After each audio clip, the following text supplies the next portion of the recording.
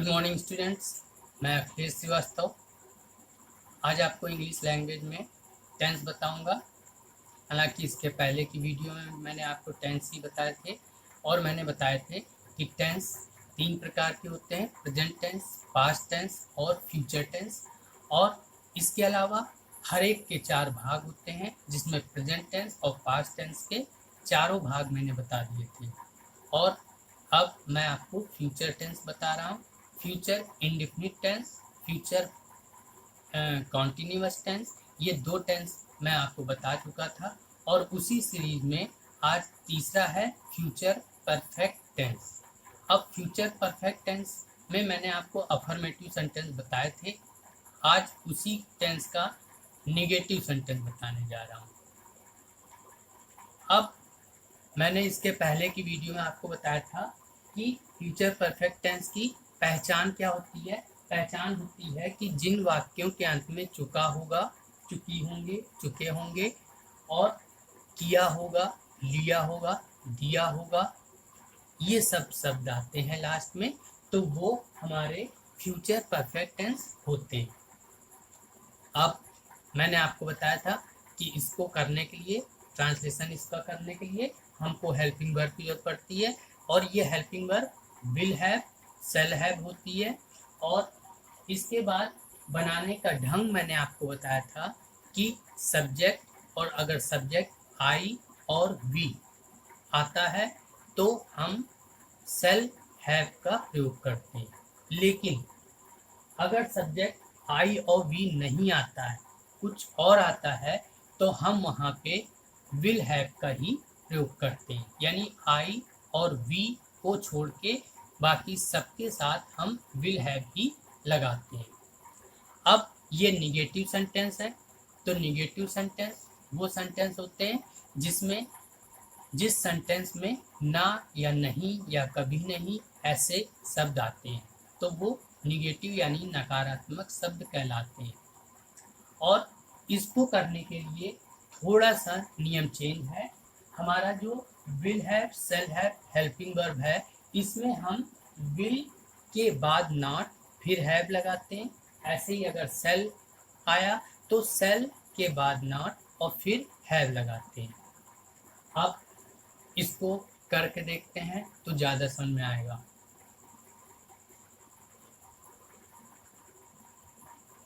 अब पहला है, वे पतंग नहीं उड़ा चुके होंगे। वे यानी दे, अब दे आया है तो दे के साथ हम विल हैव लगाएंगे। They will.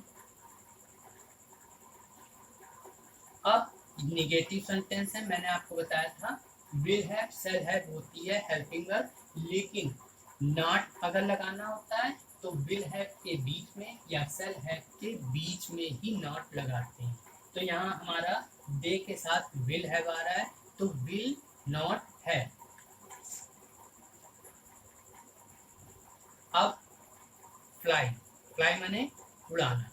अब फ्लाई का third form phloem, flown the kite. They will not flown the kite. वे पतंग नहीं उड़ा चुके होंगे। अब इसमें सबसे पहले फिर से एक बार देख लीजिए। सबसे पहले सब्जेक्ट, सब्जेक्ट के बाद हेल्पिंग वर्ब, हेल्पिंग वर्ब के बाद वर्ब की थर्ड फॉर्म और फिर सारे में ऑब्जेक्ट।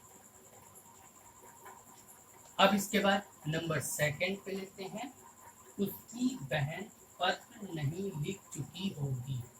उसकी बहन, हिज सिस्टर।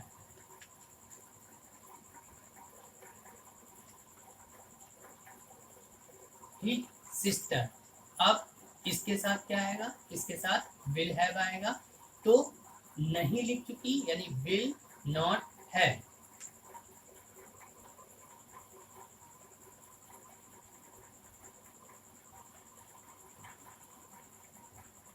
अब इसके बाद पत्र नहीं लिखना, लिख यानी लिखने की होती है राइट, रोट, रिटन। तो his sister will not have written letter,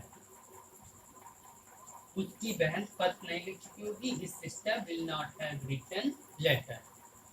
अब इसके बाद नंबर थर्ड आता है। थर्ड में है माता जी बाजार नहीं जा चुकी होंगी। माता जी यानी मदर,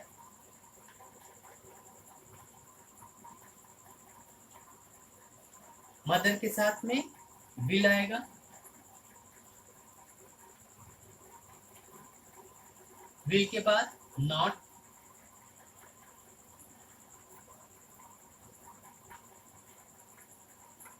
जा, जा यानी जाना यानी go, go went gone, third form gone.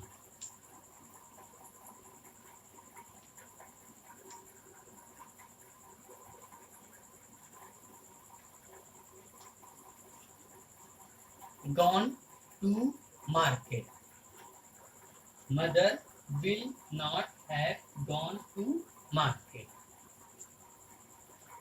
अब नंबर 4 पे आते हैं। नंबर 4 पे है माली फूल नहीं तोड़ चुका होगा। माली यानी गार्डनर,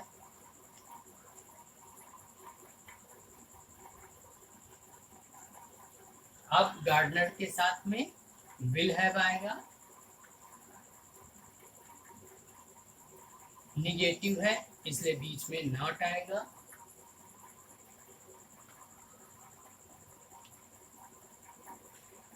तोड़ने की प्लग होती है, third form plugged.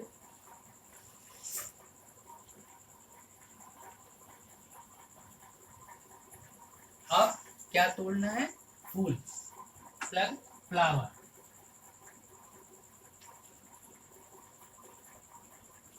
Gardener will not have pluck the flower. अब नंबर 3 है लड़कियां नृत्य नहीं कर चुकी होंगी। लड़कियां यानी गर्ल्स,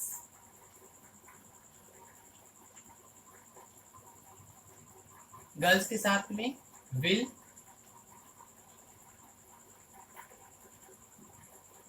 अब निगेटिव है तो not,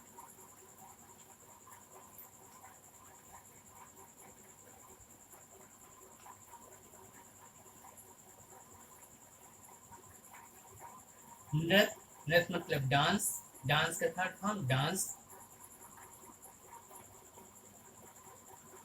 girls will not have dance,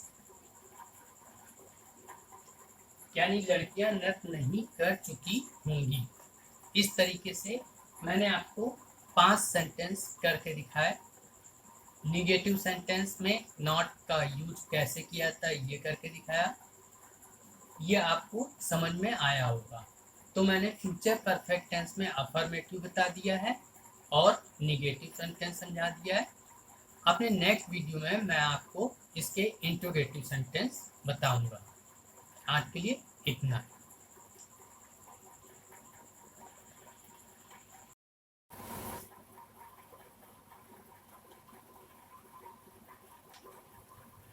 good morning students, मैं अखिलेश श्रीवास्तव आज आपको इंग्लिश लैंग्वेज में टेंस बताऊंगा। इसके पहले की बहुत सी वीडियो मैंने आपको सेंड की जो टेंस की ही थी। इसमें मैंने आपको बताया था कि टेंस 3 प्रकार के होते हैं, प्रेजेंट टेंस, पास्ट टेंस और फ्यूचर टेंस, और हर एक के 4 भाग होते हैं, जिसमें मैंने आपको प्रेजेंट टेंस और पास्ट टेंस के चारों भाग बता दिए थे। अब मैं आपको फ्यूचर टेंस बता रहा हूँ, जिसमें मैंने फ्यूचर इंडेफिनिट टेंस और फ्यूचर परफेक्ट टेंस बताया। और फ्यूचर परफेक्ट टेंस में मैंने आपको निगेटिव सेंटेंस, अफर्मेटिव सेंटेंस भी बता दिए थे। आज उसी की सीरीज में मैं आपको इंट्रोगेटिव सेंटेंस बता रहा हूँ। अब इंट्रोगेटिव सेंटेंस किसे कहते हैं? इंट्रोगेटिव सेंटेंस वो सेंटेंस होते हैं जिसको पढ़ने से हमको ये पता चलता है कि जैसे कुछ पूछा जा रहा हो, कोई क्वेश्चन किया जा रहा हो। तो जिन शब्दों से क्वेश्चन पूछने का एहसास होता है वे हमारे इंट्रोगेटिव सेंटेंस कहलाते हैं। अब इस सेंटेंस में हम जब इसका ट्रांसलेशन करेंगे तो हमको हेल्पिंग वर्ब की जरूरत पड़ती है। हेल्पिंग वर्ब इसकी विल हैव या शैल हैव होती है। मैंने बताया था कि आई और वी अगर हमारा सब्जेक्ट होगा तो शैल हैव का प्रयोग करेंगे और बाकी सबके साथ विल हैव का ही प्रयोग करेंगे। अब इसको बनाने के दो तरीके के नियम हैं, क्रम है। अब अगर हमारा सेंटेंस की शुरुआत में प्रश्नवाचक शब्द आता है तो सबसे पहले हम हेल्पिंग वर्ब रखते हैं, फिर सब्जेक्ट लिखते हैं, सब्जेक्ट के बाद हैव लगाते हैं, इसके बाद फिर थर्ड फॉर्म लगाते हैं, फिर ऑब्जेक्ट लिखते हैं। लेकिन अगर हमारा सब्जेक्ट के बीच में प्रश्नवाचक शब्द आ जाता है तो हमारा ये रूल फिर चेंज होता है।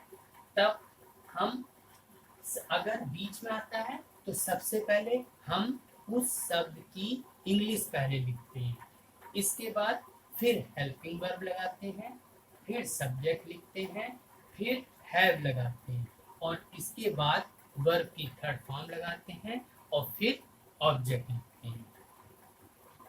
अब इसको हम कुछ मैंने इसके एग्जाम्पल दिए हैं, उसको करते हैं तो आपके और भी समझ में आएंगे। जैसे पहला है, क्या मेरा भाई लखनऊ से वापस आ चुका होगा।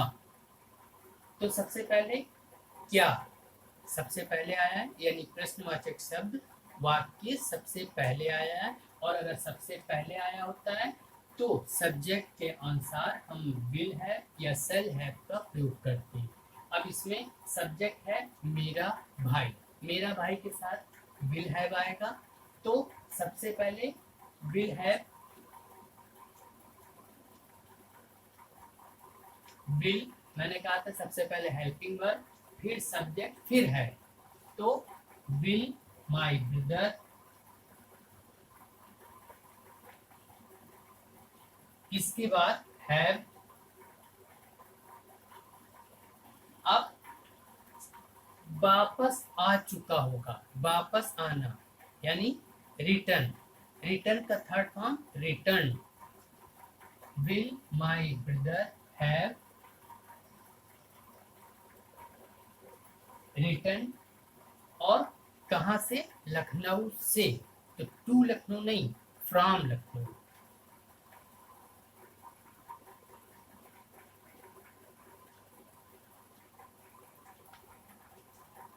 अब इसमें क्या है, पहले विल आया, फिर सब्जेक्ट माय ब्रदर आया, फिर हैव लगाया, तो इस तरीके से विल हैव के बीच में हमारा सब्जेक्ट आया। इसके बाद third form I, third form के बाद फिर बाकी का हमारा ऑब्जेक्ट आया। अब इसके बाद नंबर 2, तुम विद्यालय कब पहुंच चुके होगे। अब इसमें प्रश्नवाचक शब्द वाक्य के बीच में आया है, अगर वाक्य के बीच में आता है तो सबसे पहले हम उसकी स्पेलिंग लिखते हैं, तो कब की व्हेन, और फिर मैंने बताया था सबसे पहले इस की स्पेलिंग लिखते हैं, फिर हेल्पिंग वर्ब लगाते हैं। तुम है हमारा सब्जेक्ट, तुम है तो तुम के साथ विल आएगी,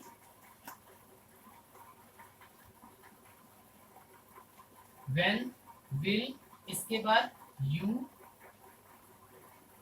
यू यानी तुम है, इसके व्हेन विल यू हैव पहुंचना, पहुंच चुके हो गए तो पहुंचने की होती है रीच, थर्ड फॉर्म रीच्ड,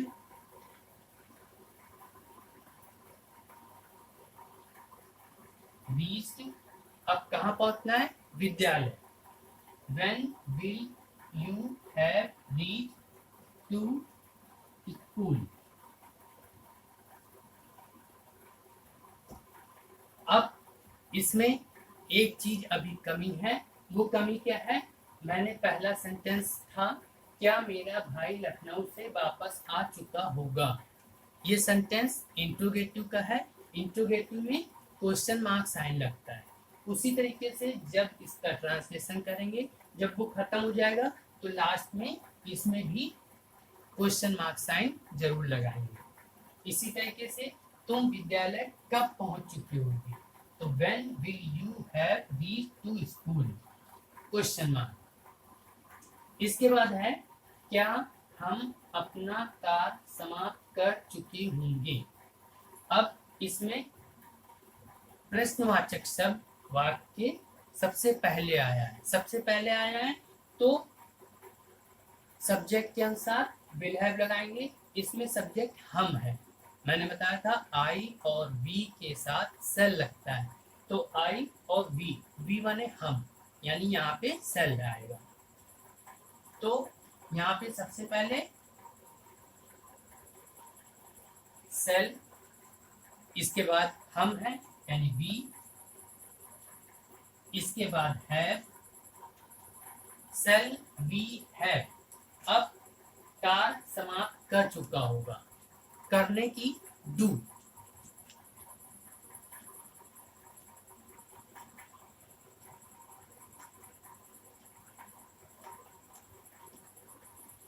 अब यहाँ पे कार्य समाप्त करना है, तो समाप्त करना यानी फिनिश करना, फिनिश का थर्ड फॉर्म फिनिश, तो सेल वी हैव फिनिश।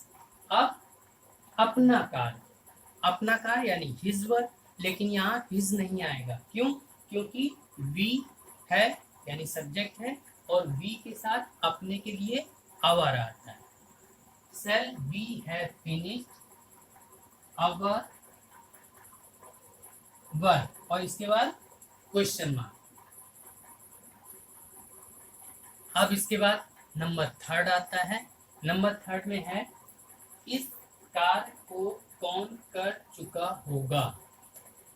इसमें देखिए प्रश्नवाचक शब्द कहाँ है, कौन, बीच में है, ये हमारा सेंटेंस के बीच में है, तो बीच में है यानी इसकी स्पेलिंग पहले, तो कौन की हु। अब हु के बाद अब मेरा इस कार्य को कौन कर चुका होगा, तो हु अब विल है।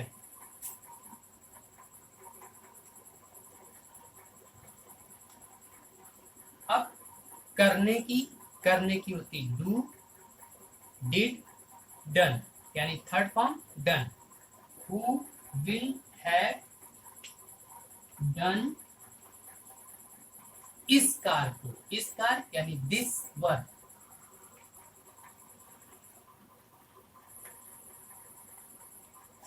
इसके बाद question mark sign, who will have done this work. इस तरीके से आज मैंने आपको परफेक्ट टेंस बताया, जिसमें मैंने परफेक्ट में अफर्मेटिव भी बता चुका हूँ, उसके निगेटिव बता चुका हूँ, और मैंने ये आपको इंट्रोगेटिव भी बता दिए।